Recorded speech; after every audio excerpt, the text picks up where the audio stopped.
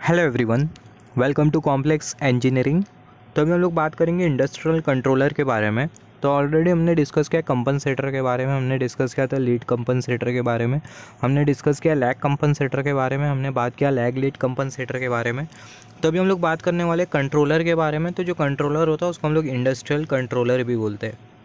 तो अगर आपको क्वेश्चन में बोल दिया जाता है explain the type of industrial controller, तो इसका मतलब कंट्रोलर की ही बात हो रही है। तो कंट्रोलर में हम लोग कौन कौन से कंट्रोलर के बारे में बात करेंगे। पहला जो कंट्रोलर है वो है प्रोपोर्शनल कंट्रोलर, दूसरा जो कंट्रोलर है वो डेरिवेटिव कंट्रोलर, तीसरा जो कंट्रोलर है वो है प्रोपोर्शनल डेरिवेटिव, चौथा जो कंट्रोलर है वो है इंटीग्रल कंट्रोलर, फिर उसके बाद प्रोपोर्शनल इंटीग्रल, फिर उसके बाद प्रोपोर्शनल इंटीग्रल डेरिवेटिव जिसको पीआईडी कंट्रोलर भी बोला जाता है, फिर उसके बाद डेरिवेटिव फीडबैक, ये भी एक टाइप का कंट्रोलर होता है। तो कंट्रोलर बेसिकली करता क्या है? जो कंट्रोलर होता है वो दो काम करता है। कंट्रोलर ट्रांजिएंट रिस्पांस को इम्प्रूव करता है और स्टेडी स्टेट रिस्पांस को इम्प्रूव करता है। कोई भी अगर हम लोग कंट्रोलर कंसिडर करें तो जो कंट्रोलर होगा वो सिस्टम के या तो ट्रांजिएंट रिस्पांस को इम्प्रूव करेगा या तो स्टेडी स्टेट रिस्पांस को इम्प्रूव करेगा, और कोई कोई कंट्रोलर दोनों को भी इम्प्रूव करने का काम करते हैं। स्टेडी स्टेट रिस्पांस को इम्प्रूव करेगा, इसका मतलब जो स्टेडी स्टेट एरर है उसको डिक्रीज करेगा, जिसके वजह से जो स्टेडी स्टेट रिस्पांस होगा वो क्या होगा, वो इम्प्रूव होगा। और ट्रांजिएंट रिस्पांस किस तरीके से इम्प्रूव होगा? तो जो मैक्सिमम पीक ओवरशूट स्पीड और ऑसिलेशन, अगर मैक्सिमम पीक ओवरशूट अगर कम से कम होता है, मैक्सिमम पीक ओवरशूट कम होने की वजह से मैक्सिमम पीक ओवरशूट कभी कम होगा। जब मैक्सिमम पीक ओवरशूट कम होगा, मैक्सिमम पीक ओवरशूट सबसे पहला कभी कम होगा, मैक्सिमम पीक ओवरशूट तभी कम होगा जब डैम्पिंग रेशियो ज़्यादा होगा, जब जीटा जाय, ये हमने जो जाय जो कंसिडर किया है, जब ये डैम्पिंग रेशियो ज़्यादा होगा जिसको हम लोग शो करते हैं जाय से, तो जब डैम्पिंग रेशियो ज़्यादा होगा तो उस केस में जो मैक्सिमम पीक ओवरशूट होगा वो कम होगा। तो मैक्सिमम पीक ओवरशूट अगर कम होता है, स्पीड अगर ज़्यादा होती है, रिस्पांस अगर ज़्यादा होता है, ऑसिलेशन अगर सिस्टम में अगर कम से कम होते हैं, रिस्पांस ज़्यादा होता है, इसका मतलब रिस्पांस अगर क्विक होता है, सिस्टम की स्पीड ज़्यादा होती है, रिस्पांस क्विक होता है, ऑसिलेशंस कम से कम होते हैं, मैक्सिमम पीक ओवरशूट कम से कम होता है, तो उस केस में सिस्टम का जो ट्रांजिएंट रिस्पांस होगा वो क्या होगा, वो इम्प्रूव होगा। तो ट्रांजिएंट रिस्पांस इम्प्रूव होने के लिए क्या कंडीशन है? मैक्सिमम पीक ओवरशूट कम से कम होना चाहिए, जो सिस्टम का जो रिस्पांस है वो क्विक होना चाहिए, ऑसिलेशंस कम से कम होना चाहिए, तब जाके सिस्टम का जो ट्रांजिएंट रिस्पांस होगा वो क्या होगा, वो इम्प्रूव होगा। तो जो कंट्रोलर होता है बेसिकली ट्रांजिएंट रिस्पांस और जो स्टेडी स्टेट रिस्पांस है उसको क्या करता है, इम्प्रूव करने का काम करता है। तो यहाँ पर अभी अगर हम लोग देखें, जैसे कि हमने डिस्कस किया था, मैक्सिमम पीक ओवरशूट कम रहना चाहिए। ये कब कम होगा मैक्सिमम पीक ओवरशूट? जब डैम्पिंग रेशियो ज़्यादा होगा। तो यहाँ पर अभी अगर हम लोग देखें, और हमने डिस्कस किया कि जो ऑसिलेशन है वो भी कम से कम होना चाहिए। ऑसिलेशन कभी कौन सी कंडीशन में कम से कम ऑसिलेशन सिस्टम में बनेंगे? जैसे कि हमने डिस्कस किया था, यहाँ पर हमने कंसीडर किया ये एस प्लेन, ये हमने कंसीडर किया इमेजिनरी एक्सिस, और ये जो एक्स एक्सिस है वो रियल एक्सिस। तो यहाँ पर हमने कंसीडर किया दो पोल, यहाँ पर हमने एक पोल कंसीडर किया और यहाँ पर हमने पोल कंसीडर किया। तो जब पोल अगर हमें कुछ इस तरीके से कॉम्प्लेक्स कॉन्जुगेट पोल मिलते हैं तो उस केस में क्या होता है, जो सिस्टम का जो रिस्पांस होता है वो कैसा होता है? सिस्टम का जो रिस्पांस होता है वो अंडर डैम्प रिस्पांस होता है। अंडर डैम्प रिस्पांस होता है और सिस्टम में जो हमें जो ऑसिलेशंस जो मिलते हैं वो हमें कुछ इस तरीके से मिलते हैं। ये हमने केस 1 के लिए कंसीडर किया ऑसिलेशन। जब ये पोल के बीच का गैप इंक्रीज़ करते जाएगा, जो कि हमें ये C2 केस नंबर 2 इंडिकेट कर रहा है, तो जो पोल के बीच का जो गैप है वो क्या है, वो इंक्रीज़ करते जा रहा है। तो जब पोल के बीच का गैप इंक्रीज़ करते जाएगा तो उस केस में भी सिस्टम का जो रिस्पांस होगा वो अंडर डैम होगा, मगर जो ऑसिलेशन का जो मैग्नीट्यूड होगा वो इंक्रीज़ कर जाएगा। नोट दैट जो ऑसिलेशन का जो मैग्नीट्यूड है वो इंक्रीज़ नहीं करना चाहिए। तो जो ऑसिलेशन का जो मैग्नीट्यूड होगा वो कुछ इस तरीके से इंक्रीज़ करते जाएगा। यहाँ पर अभी अगर हम लोग देखें, या फिर हम लोग बोल सकते हैं जो ऑसिलेशन का जो एम्पलीट्यूड होगा वो इंक्रीज़ करते जाएगा। तो यहाँ पर अभी अगर हम लोग देखें, ये पोल के बीच का डिस्टेंस अगर इंक्रीज़ करते जाता है और पोल अगर इमेजिनरी एक्सिस के तरफ शिफ्ट होते जाता है, जो कि हमें ये वाली फिगर इंडिकेट कर रही है, पोल जो है पोल के बीच का जो डिस्टेंस है वो इंक्रीज़ करते जाता है और पोल अगर इमेजिनरी एक्सिस के तरफ अगर शिफ्ट होते जाता है तो उस केस में क्या होगा, सिस्टम का जो ऑसिलेशन होगा वो और इंक्रीज़ होने लगेगा और ऑसिलेशन का जो एम्पलीट्यूड है वो भी इंक्रीज़ करने लगेगा। मतलब जब ये पोल इमेजिनरी एक्सिस के तरफ जाते जाएंगे तो उस केस में सिस्टम में जो ऑसिलेशंस हमें जो मिलेंगे वो हमें कुछ इस तरीके से मिलेंगे। केस नंबर 3, यहाँ पर आपको सिर्फ इतना ये ध्यान रखना है, अगर पोल के बीच का गैप अगर इंक्रीज़ करते जाता है, कॉम्प्लेक्स कॉन्जुगेट पोल, ये कॉम्प्लेक्स कॉन्जुगेट पोल, इनके बीच का गैप अगर इंक्रीज करते जाता है और पोल्स अगर इमेजिनरी एक्सिस की तरफ अगर शिफ्ट होते जाते हैं तो उस केस में सिस्टम का जो एम्पलीट्यूड होगा वो इंक्रीज करते जाएगा, सिस्टम का जो एम्पलीट्यूड होगा वो इंक्रीज करते जाएगा और ये जो पोल है वो इमेजिनरी एक्सिस की तरफ शिफ्ट होते जाएंगे और एक पर्टिकुलर लिमिट के बाद जो पोल होंगे वो इमेजिनरी एक्सिस के बाहर आ जाएंगे, राइट हैंड साइड में आ जाएंगे। तो उस केस में क्या होगा, जो सिस्टम होगा वो अनस्टेबल हो जाएगा और सिस्टम के जो ऑसिलेशंस होंगे वो हमें कुछ इस तरीके से मिलेंगे। Amplitude of oscillation will get increase, जो ऑसिलेशन का जो एम्पलीट्यूड होगा वो इंक्रीज करते जाएगा as a distance between complex conjugate pole increases and when they shift toward imaginary axis. जैसे कि हमने डिस्कस किया, जो ऑसिलेशन का जो एम्पलीट्यूड होगा, amplitude of oscillation will get increase, जो एम्पलीट्यूड रहेगा ऑसिलेशन का जो एम्पलीट्यूड है वो इंक्रीज करता जाएगा जैसे कॉम्प्लेक्स कॉन्जुगेट पोल के बीच का गैप इंक्रीज करते जाएगा और जैसी जैसी वो कॉम्प्लेक्स कॉन्जुगेट पोल इमेजिनरी एक्सिस की तरफ शिफ्ट होते जाएंगे और जैसी पोल्स अगर इमेजिनरी एक्सिस के राइट हैंड साइड में आ जाते हैं ऑसिलेशन हमें कुछ इस तरीके से मिलेगा, सिस्टम हो जाएगा अनस्टेबल। तो होना क्या चाहिए, सिस्टम में जो ऑसिलेशंस है वो कम से कम होना चाहिए, सिस्टम में ऑसिलेशंस क्या होना चाहिए, कम से कम होना चाहिए। तो यहाँ पर अभी अगर हम लोग देखें तो जैसे कि हमने डिस्कस किया ट्रांजिएंट रिस्पांस इंप्रूव होने के लिए क्या होना चाहिए, ये तीनों कंडीशन को आप नोट डाउन कर लो, आगे इसको हम लोग कंसीडर करेंगे। ट्रांजिएंट रिस्पांस को इंप्रूव होने के लिए मैक्सिमम पीक ओवरशूट कम से कम होना चाहिए। मैक्सिमम पीक ओवरशूट कम से कम कब होगा, जब डैम्पिंग फैक्टर या फिर बोल सकते हैं डैम्पिंग रेशियो ज़्यादा होगा। डैम्पिंग फैक्टर और डैम्पिंग रेशियो ये दोनों के बीच में डिफरेंस होता है, स्लाइट डिफरेंस होता है, मगर हम लोग कभी डैम्पिंग रेशियो बोल देते हैं, कभी डैम्पिंग फैक्टर बोलते हैं, मगर दोनों के बीच में डिफरेंस होता है जिसके बारे में हमने बात किया ऑलरेडी क्लासेस में।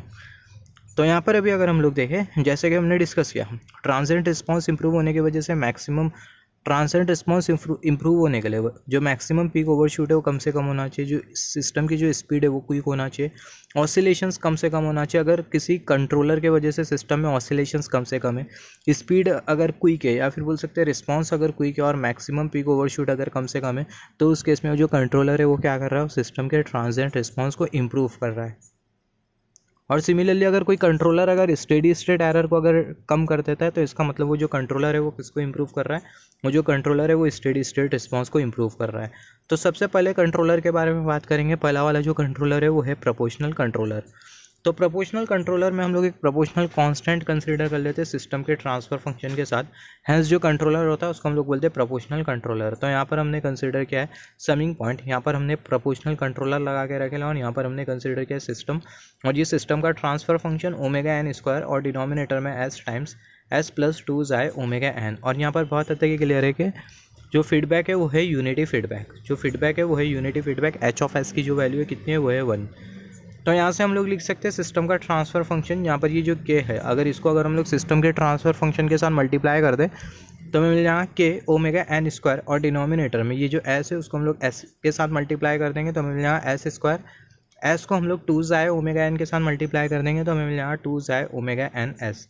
हमें पता है 1 plus g of S into H of s is equal to 0 होता है। ये क्या है, ये है कैरेक्टरिस्टिक इक्वेशन, इसके बारे में हमने डिस्कस किया है। तो G of S into H of S की जगह हमें क्या पुट करना है, हमें पुट करना है ये वाला पूरा के ओमेगा एन स्क्वायर और डिनोमिनेटर में एस स्क्वायर प्लस 2 जाए ओमेगा एन एस। तो हमें क्या मिल जाएगा, हमें मिल जाएगा 1 plus k omega n square और डिनोमिनेटर में एस स्क्वायर प्लस 2 जाए omega N s equal to 0।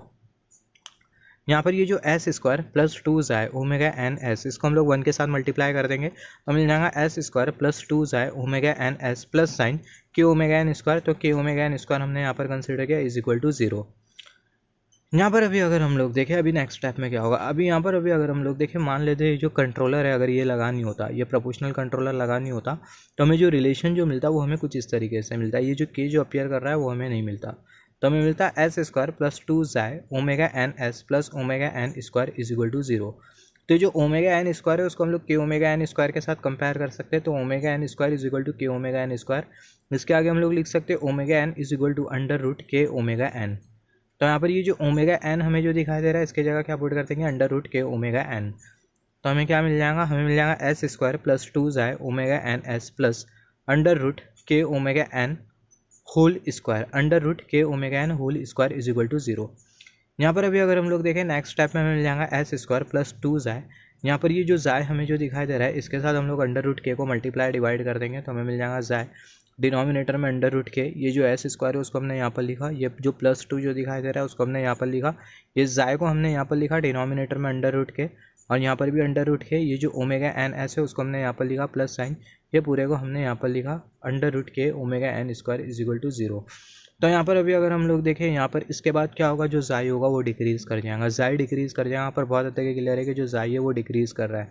आई के डिनोमिनेटर में हम लोग अंडर रूट के कंसिडर कर रहे हैं, इसका मतलब जो जाई है वो डिक्रीज़ कर रहा है। जाई डिक्रीज़ कर रहा है इसका मतलब क्या है कि जो मैक्सिमम पीक ओवरशूट होगा वो क्या होगा, वो इंक्रीज़ कर जाएगा। तो बहुत इंपॉर्टेंट है। प्रोपोर्शनल कंट्रोलर के केस में क्या होता है, जो जाई होता है वो डिक्रीज़ कर जाता है, जाई डिक्रीज़ कर जाता है, जिसके वजह से जो मैक्सिमम पीक ओवरशूट होता है वो इंक्रीज़ कर जाता है। तो मैक्सिमम पीक ओवरशूट इंक्रीज़ करना चाहिए या फिर नहीं करना चाहिए अगर ट्रांजिएंट रिस्पांस इंप्रूव होना है तो जो मैक्सिमम पीक ओवरशूट है वो कम से कम होना चाहिए अगर ट्रांजिएंट रिस्पांस अगर इंप्रूव करना है तो। मगर प्रोपोर्शनल कंट्रोलर क्या कर रहा है, जो प्रोपोर्शनल कंट्रोलर है वो मैक्सिमम पीक ओवरशूट को ही इंक्रीज़ कर दे रहा है, जाई डिक्रीज़ होने की वजह से, डैम्पिंग रेशियो डिक्रीज़ होने की वजह से मैक्सिमम पीक ओवरशूट इंक्रीज़ हो जा रहा है। हमने डिस्कस किया है डैम्पिंग रेशियो ज़्यादा होगा तो मैक्सिमम पीक ओवरशूट कम होगा, डैम्पिंग रेशियो कम होगा मैक्सिमम पीक ओवरशूट ज़्यादा होगा।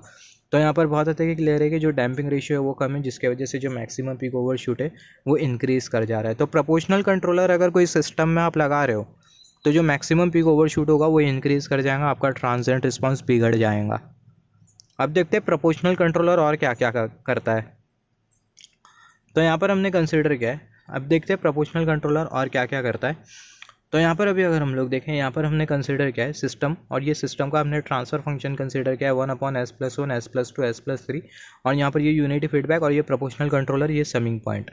यहाँ पर अभी अगर हम लोग देखें रूट लोकस अगर हम लोग कंसिडर करें तो पोल हमें कहाँ पर मिलेगा, -1 -2 -3 पर हमें मिलेगा पोल।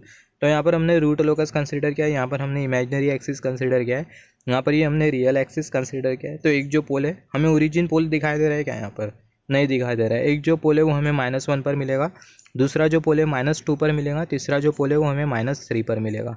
तो एक जो पोल है वो हमें -1 पर मिला, एक जो पोल है वो हमें -2 पर मिला, और एक जो पोल है वो हमें कहाँ पर मिला, -3 पर मिला। तो यहाँ पर अभी अगर हम लोग देखें, यहाँ पर हमने कंसिडर किया यह पर्टिकुलर पॉइंट। अगर हम लोग देखें रूट लोकस हम लोग जैसे कि हम लोग बनाते हैं, तो यहाँ पर अगर हम लोग रूट लोकस का अगर हम लोग कॉन्सेप्ट कंसिडर करें तो हमें कितनी एसिम्प्टोटिक लाइन मिलेंगी, हमें 3 एसिम्प्टोटिक लाइन मिलेंगी, क्योंकि पोल 3 है, 0 एक भी नहीं है, तो 3 एसिम्प्टोटिक लाइन मिलेंगी। तो मान लेते हैं हमें 3 एसिम्प्टोटिक लाइन मिली। एक जो एसिम्प्टोटिक लाइन है वो हमें यहाँ पर कुछ इस तरीके से मिली, दूसरी जो एसिम्प्टोटिक लाइन है, just wait for a second, दूसरी जो एसिम्प्टोटिक लाइन है वो हमें कुछ इस तरीके से मिली, और तीसरी जो एसिम्प्टोटिक लाइन है वो हमें कुछ इस तरीके से मिली। तो यहाँ पर अभी अगर हम लोग देखें जो पर्टिकुलर जो पॉइंट है, ये वाला पोल और ये वाला पोल, जिसको हम लोग यहाँ पर देख सकते हैं, ये वाला पोल और ये वाला पोल। तो यहाँ पर ये वाला पोल और ये वाला पोल दोनों के बीच में हमें जो पॉइंट जो मिल रहा है वो है सेंट्रॉइड। तो यहाँ पर हमने कंसिडर किया ये है सेंट्रॉइड। तो मान लेते हैं यहाँ पर जो के की जो वैल्यू है वो कितनी है, वो है 1। के की जो वैल्यू है वो है 1। ये पर्टिकुलर पॉइंट पर जो के की जो वैल्यू है उसको हमने कंसिडर किया 1। यहाँ पर ये पोल और ये इमेजिनरी एक्सिस के बीच का जो गैप है उसको हमने कितना कंसिडर किया है, -a हमने कंसिडर किया है। तो अभी अगर हम लोग देखें अभी होगा क्या, बेसिकली जब तक के ये जो रूट लोकस है उसको हमने यहाँ पर कंसिडर किया, जब तक के ये वाला पोल यहाँ पर है और ये वाला पोल यहाँ पर है, तो उस केस में क्या होगा, जो सिस्टम का जो रिस्पांस होगा वो कैसा होगा, सिस्टम का जो रिस्पांस होगा वो ओवर डैम्प रहेगा। Just wait for a second, यहाँ पर अभी अगर हम लोग देखें, हाँ, सिस्टम का जो रिस्पांस होगा वो ओवर डैम्प रहेगा। ओवर डैम्प में क्या होता है, कोई ऑसिलेशंस नहीं होते। ओवर डैम्प में क्या होता है, कोई ऑसिलेशंस नहीं होते, बहुत इंपॉर्टेंट है, नोट डाउन कर लो। ओवर डैम्प के केस में आपको सिस्टम में कोई ऑसिलेशंस नहीं मिलेंगे। तो जब तक कि ये वाला पोल यहाँ पर होगा और ये वाला पोल यहाँ पर होगा, तो उस केस में सिस्टम का जो रिस्पांस होगा वो कैसा होगा, वो ओवर डैम्प होगा। यहाँ पर हो रहा क्या है, यहाँ पर अभी अगर हम लोग देखें के की जो वैल्यू होगी उसको हम लोग इंक्रीज़ करेंगे। अब तक के हमने क्या क्या डिस्कस किया, हमने रूट लोकस कंसिडर किया, हमने 3 एसिम्प्टोटिक लाइन कंसिडर करी, एक ये वाली एसिम्प्टोटिक लाइन, एक ये वाली एसिम्प्टोटिक लाइन और एक ये वाली एसिम्प्टोटिक लाइन, राइट। यहाँ पर हमने कंसिडर किया एक पर्टिकुलर पॉइंट, और ये पर्टिकुलर पॉइंट पर जो के की जो वैल्यू है उसको हमने कंसिडर किया 1।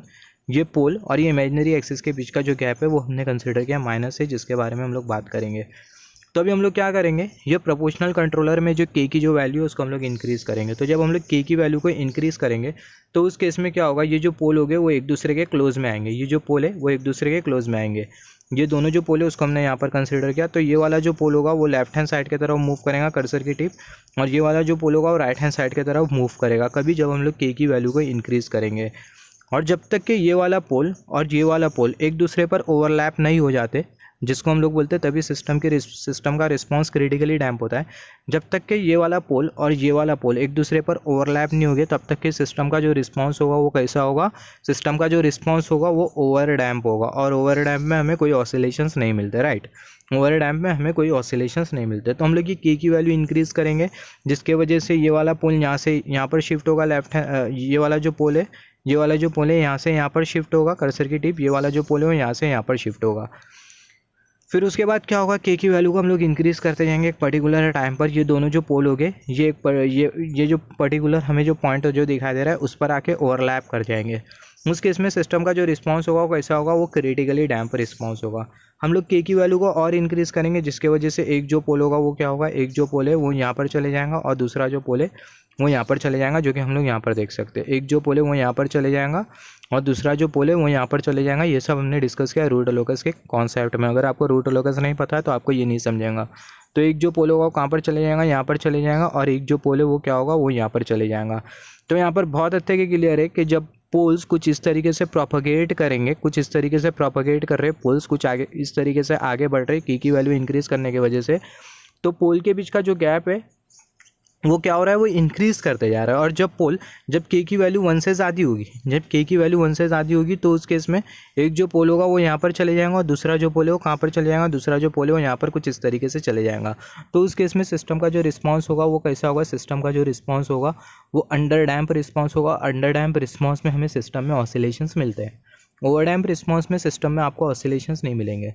तो हो क्या रहा है बेसिकली, के की वैल्यू को जब हम लोग फर्दर इंक्रीज़ करेंगे तो ये दोनों जो पोल है, ये वाला पोल, यहाँ से ये वाला पोल और ये वाला पोल हमें जो दिखाई दे रहा है, दोनों जो पोल हो गए वो इमेजिनरी एक्सिस की तरफ जाते जाएंगे और दोनों के बीच का जो डिस्टेंस होगा वो क्या होगा, वो इंक्रीज़ करते जाएगा। कॉम्प्लेक्स कॉन्जुगेट पोल के बीच का जो गैप होगा वो इंक्रीज़ करते जाएगा और जो पोल से वो इमेजिनरी एक्सिस की तरफ शिफ्ट होते जाएंगे, जिसके वजह से हो गया क्या, सिस्टम में जो एम्पलीट्यूड है, सिस्टम जो ऑसिलेशंस का जो एम्पलीट्यूड होगा वो इंक्रीज़ करते जाएगा। और एक पर्टिकुलर लिमिट के बाद दोनों जो कॉम्प्लेक्स कॉन्जुगेट पोल हो गए वो इमेजिनरी एक्सिस के राइट हैंड साइड में आ जाएंगे। तो होगा क्या, तब सिस्टम का ऑसिलेशन का एम्पलीट्यूड इतना ज़्यादा हो जाएगा कि जो सिस्टम है वो अनस्टेबल हो जाएगा। तो आप इतना यहाँ पर नोट डाउन कर लो कि के की वैल्यू इंक्रीज़ करने की वजह से होता क्या है, सिस्टम में जो ऑसिलेशंस होते हैं वो इंक्रीज़ करते जाते हैं। और जब के की वैल्यू 1 से ज़्यादा हो जाती है तब सिस्टम का जो रिस्पांस होता है वो अंडर डैम्प होता है। और अंडर डैम्प रिस्पांस के बाद अगर हम लोग के की वैल्यू को इंक्रीज़ करते जाए तो उस केस में ऑसिलेशन इंक्रीज़ करते जाएंगे, ऑसिलेशन का एम्पलीट्यूड इंक्रीज़ करते जाएंगे। और अगर हम लोग के की वैल्यू को हद से ज़्यादा इंक्रीज़ कर दे तो सिस्टम अनस्टेबल हो जाएगा। तो ये पहला पॉइंट आप नोट डाउन करो। अगर प्रोपोर्शनल कंट्रोलर में अगर हम लोग के की वैल्यू को इंक्रीज़ करते हैं, पहला पॉइंट हमने यहाँ पर क्या डिस्कस किया था, प्रोपोर्शनल कंट्रोलर के केस में आप पहला पॉइंट ये नोट डाउन कर लो कि मैक्सिमम पीक ओवरशूट इंक्रीज़ करता है, जिसके वजह से जो ट्रांजिएंट रिस्पांस होता है वो क्या होता है, बिगड़ते जाता है। और दूसरा हमने यहाँ पर क्या डिस्कस किया कि जो के की जो वैल्यू होती है उसको हम लोग इंक्रीज़ करते हैं। के की वैल्यू इंक्रीज़ करने की वजह से होता क्या है, सिस्टम का जो रिस्पांस होता है एक पर्टिकुलर लिमिट के बाद अंडर डैम्प रिस्पांस हो जाता है। फिर उसके बाद और अगर हम लोग के की वैल्यू को इंक्रीज़ करते जाए तो उस केस में सिस्टम का जो ऑसिलेशन का जो एम्पलीट्यूड है वो इंक्रीज़ करते जाता है और जो सिस्टम होगा अनस्टेबल हो जाएगा एक पर्टिकुलर लिमिट के बाद। तो यहाँ पर दूसरा पॉइंट आपको ये नोट डाउन करना है कि जब के की वैल्यू को हम लोग इंक्रीज़ करते जाएंगे तो उस केस में सिस्टम का जो सिस्टम में जो ऑसिलेशंस होंगे वो इंक्रीज़ करते जाएंगे, जो ऑसिलेशन का जो एम्पलीट्यूड होगा वो इंक्रीज़ करते जाएगा।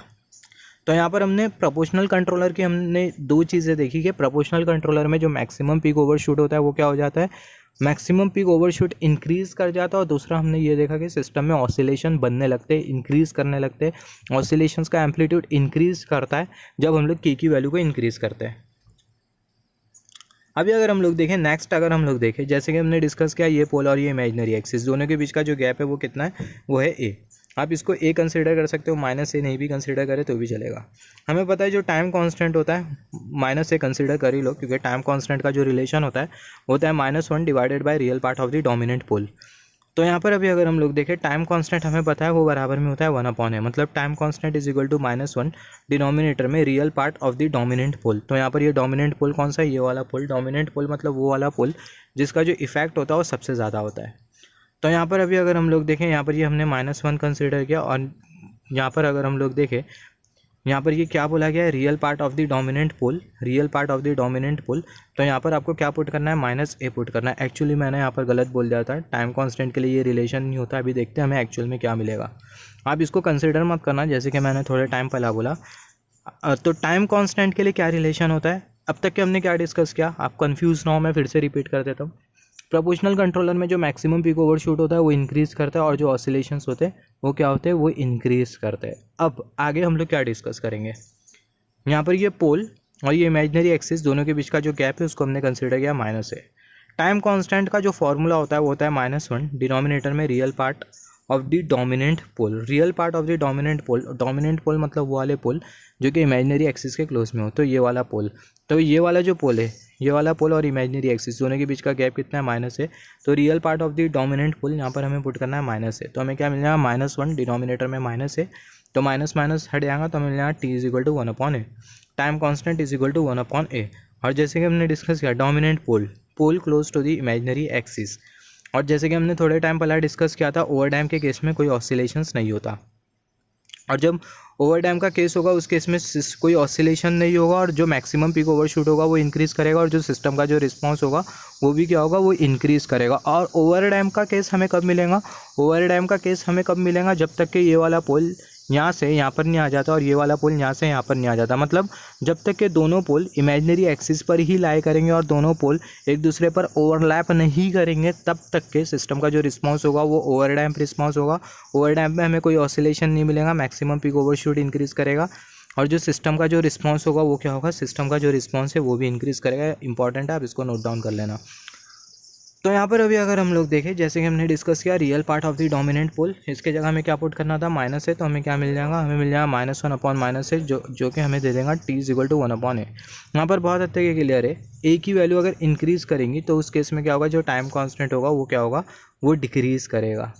तो यहाँ पर जब हम लोग k की वैल्यू को इंक्रीज़ करेंगे तो उस केस में क्या होगा, ये वाला जो पोल होगा यहाँ से कुछ इस तरीके से मूव करेगा। एरो को आप, कर्सर को आप केयरफुली नोटिस करो, जब हम लोग k की वैल्यू को इंक्रीज़ करेंगे तो ये वाला जो पोल होगा यहाँ से कुछ इस तरीके से मूव करेगा। तो जब ये वाला पोल यहाँ से कुछ इस तरीके से मूव करेगा, लेफ्ट हैंड साइड में मूव करेगा, तो उस केस में ये जो a होगा वो इंक्रीज़ करेगा, राइट। तो a इंक्रीज़ करने की वजह से जो टाइम कांस्टेंट है वो क्या है, वो डिक्रीज़ कर रहा है। टाइम कांस्टेंट डिक्रीज़ कर रहा है, इसका मतलब सिस्टम रिस्पांस और कैसे सिस्टम की जो स्पीड होगी वो क्या होगी, वो इंक्रीज़ कर जाएंगी। सिस्टम की जो स्पीड होगी वो क्या हो जाएंगी, वो इंक्रीज़ कर जाएंगी। तो आपको 3 इंपॉर्टेंट पॉइंट प्रोपोर्शनल कंट्रोलर में आपको नोट डाउन करना है, वो ये है। और जैसे कि हमने डिस्कस किया, for k greater than 1 system response will be under damp. k की वैल्यू जब 1 के कंपैरिजन में ज़्यादा होगी तो जो सिस्टम का जो रिस्पांस होगा वो अंडर डैम्प होगा और जो ऑसिलेशंस होंगे वो इंक्रीज़ करते जाएंगे as pole keep on shifting toward imaginary axis. जब k की वैल्यू 1 के कंपैरिजन में ज़्यादा होगी, सिस्टम का जो रिस्पांस होगा वो अंडर डैम्प होगा और जो ऑसिलेशंस होंगे सिस्टम में वो इंक्रीज़ करते जाएंगे, क्योंकि यहाँ पर अभी अगर हम लोग देखें कॉम्प्लेक्स कॉन्जुगेट पोल के बीच का डिस्टेंस इंक्रीज़ करते जाएगा और जो पोल्स होंगे वो इमेजिनरी एक्सिस की तरफ शिफ्ट होते जाएंगे। तो यहाँ पर अभी अगर हम लोग देखें प्रोपोर्शनल कंट्रोलर लगाने की वजह से हो क्या रहा है, आप ये तीनों पॉइंट बहुत अच्छी तरीके से नोट डाउन कर लो।